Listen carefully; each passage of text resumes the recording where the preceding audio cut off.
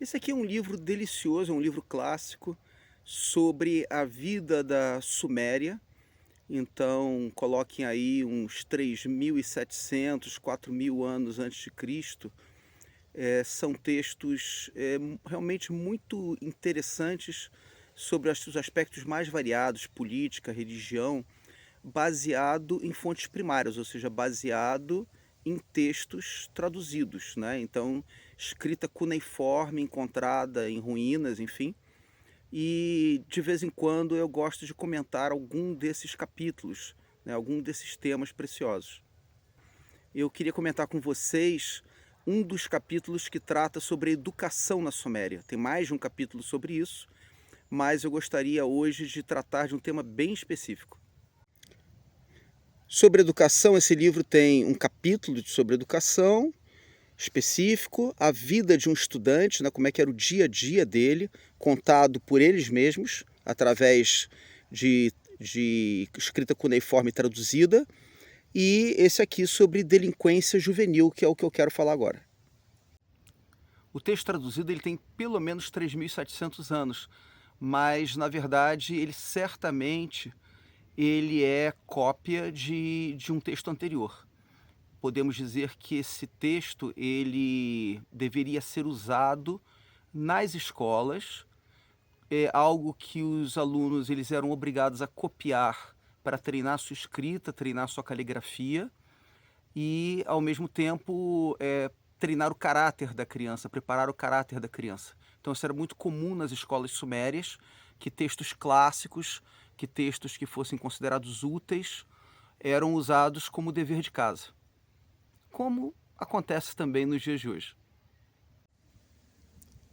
Então, nesse texto, o pai ele começa perguntando para o filho onde é que ele estava. O filho diz que não estava em lugar nenhum. E aí o pai começa a dizer para ele que ele tem que ir para a escola, que ele tem que chegar na hora, que na escola ele tem que fazer o seu dever, que ele tem que obedecer ao irmão grande, que é o ajudante do professor, né? E fazer as cópias que ele mandar fazer, e que depois que acabar a aula, ele tem que voltar para casa, que ele tem que encontrar o cara que é responsável por ele e voltar para casa imediatamente.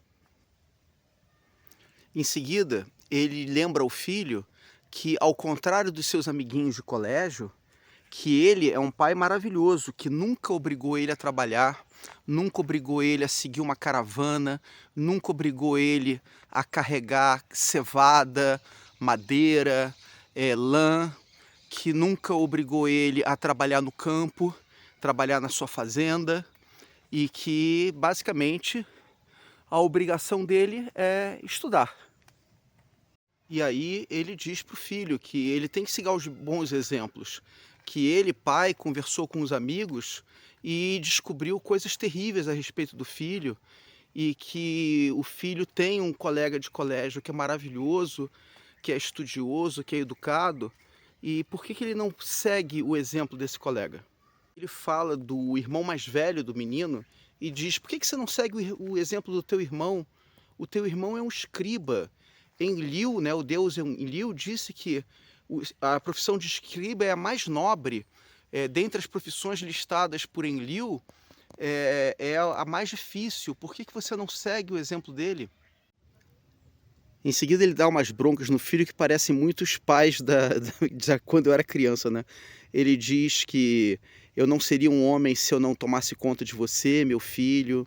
Eu falei com as pessoas do meu círculo, comparei os indivíduos e não achei nenhum que fosse como você, né? Nenhum que fosse tão bagunceiro, tão indisciplinado, né?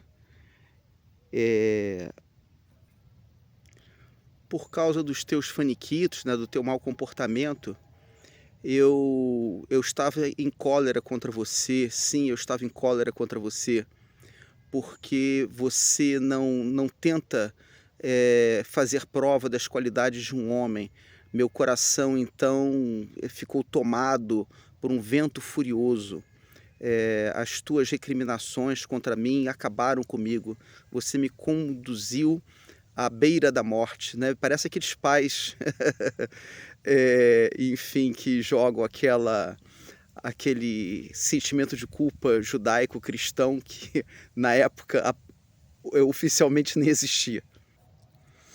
E eu noite em dia eu estou torturado por causa de você, noite em dia. Aí ele já está meio que sonhando como é que vai ser o futuro do filho, né? Então dizendo que você vai gastar o teu tempo em prazeres. Tá no passado, mas a gente sente que é como se fosse o sonho do pai falando do futuro. E no final, então, ele lança, tenta abençoar o filho, né? Então esse que está brigando contigo deseja que Nana, o teu Deus, te guarde. E que ele seja favorável a você, e que um dia o Deus Nana possa exaltar as suas qualidades de homem, que você possa ser o primeiro dentre os sábios da cidade, e que os teus concidadãos possam pronunciar o seu nome em lugares elevados, né? E por aí vai. Então eu acho que assim, o que mais me comove nesse livro e nesse texto especificamente, é nós percebermos que há 4.000 anos atrás, há 4.500 anos atrás, nós tínhamos então ali na Suméria uma cultura, né, uma sociedade, uma civilização, onde já tínhamos assim esses pais cuidadosos e amorosos. Ou seja, não é tanto a questão do filho rebelde que me chama a atenção nesse texto, mas a questão do pai preocupado com o futuro do filho, né, que pede ajuda aos deuses para que os deuses iluminem aquele jovem, né? E parece que, enfim, não é muito diferente, né?